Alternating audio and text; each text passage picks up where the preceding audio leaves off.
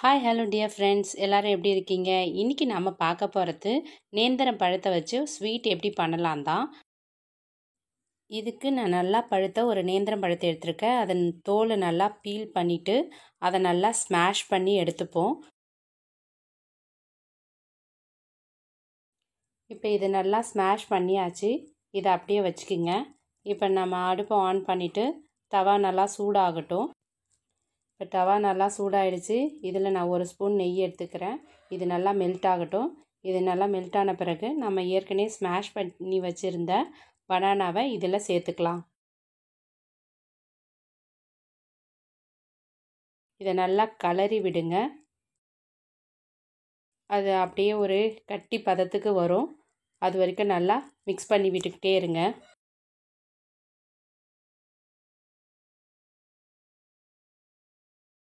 பார்த்தீங்கன்னா இது நல்லா இது கூட மிக்ஸ் ஆகிடுச்சு.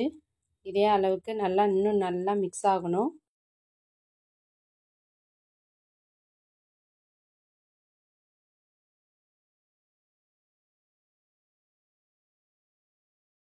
பார்த்தீங்கன்னா அந்த ரா ஸ்மெல் போயிட்டு நல்லா வெந்து வந்துருச்சு. கலரும் மாறி இருக்கு பாருங்கள்.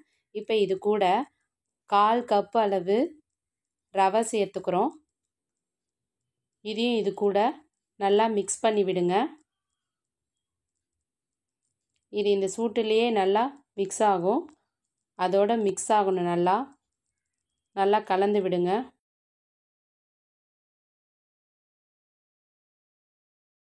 இப்போ பார்த்தீங்கன்னா இது நல்லா மிக்ஸ் ஆகி நல்லா கெட்டி பக்குவத்துக்கு வந்துருச்சு.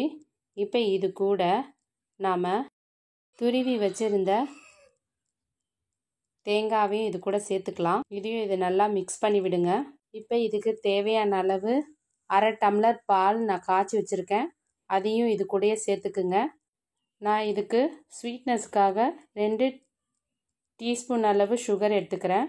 நீங்கள் சுகரும் சேர்த்துக்கலாம். அப்படி வேணான்ற பட்சத்தில் நாட்டு சர்க்கரை கூட சேர்த்துக்கலாம். நான் கலரிங்க்காக பிஸ்தா க்ரீன் இது கூட சேர்த்துக்கிறேன். இதையும் எல்லாம் சேர்த்து மிக்ஸ் பண்ணி விடுங்க. நல்லா மிக்ஸ் ஆகணும். அந்த ரா ஸ்மெல்லாம் போயிட்டு நல்லா திரண்டு வரும். அது வரைக்கும் நல்லா மிக்ஸ் பண்ணுங்கள். இப்போ பார்த்தீங்கன்னா நல்லா மிக்ஸ் ஆகி வெந்து நல்லா திரண்டு வந்துருச்சு. இந்த பக்குவத்தில் நம்ம ஸ்டாப் பண்ணிக்கலாம். இதை அப்படியே ஒரு பவுலுக்கு மாற்றிக்கிடுங்க. இப்போ இது லைட்டாக ஆறுனதும் இதை சின்ன சின்ன உருண்டைகளாக பிடிச்சி வச்சுக்கலாம். இந்த மாதிரி சின்ன சின்ன உருண்டையாக பிடிச்சிக்கலாம். இப்போ பார்த்திங்கன்னா சின்ன சின்ன உருண்டையாக பிடிச்சி வச்சுட்டோம். இதை நம்ம என்ன பண்ணலாம், இதை அப்படியே கூட சாப்பிட்லாம்.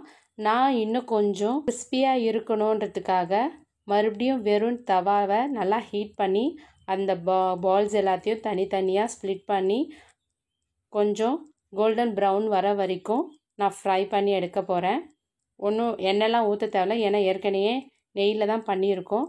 அதுவே போதும். இதுக்கு சும்மா அப்படியே ரோஸ்டட் பண்ணி எடுத்தால் போதும். நல்லா கோல்டன் ப்ரௌனில் வர வரைக்கும் நம்ம சும்மா திருப்பி திருப்பி விட்டால் போதும். அதுவே நல்லா கோல்டன் ப்ரௌனுக்கு வந்துடும். இப்போ பார்த்தீங்கன்னா அது நல்லா கோல்டன் ப்ரௌன் சேஞ்ச் ஆகிறது உங்களுக்கு தெரியும். ஸோ இதே மாதிரி எல்லா சைடும் நல்லா கோல்டன் ப்ரௌன் வரும். அது வரைக்கும் நம்ம இதை ரோஸ்ட் பண்ணி எடுத்தால் போதும். இப்போ பார்த்தீங்கன்னா எல்லாம் ஓரளவுக்கு கோல்டன் ப்ரௌனில் வந்துருச்சு. இதை நம்ம பிளேட்டுக்கு மாற்றிக்கலாம்.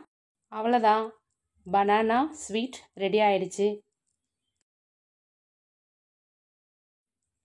இது நல்லா டேஸ்ட்டாகவும் குழந்தைங்களுக்கு நல்லா சாப்பிடக்கூடிய ஹெல்த்தி ஃபுட்டாகவும் இருக்கும். ட்ரை பண்ணி பாருங்கள்.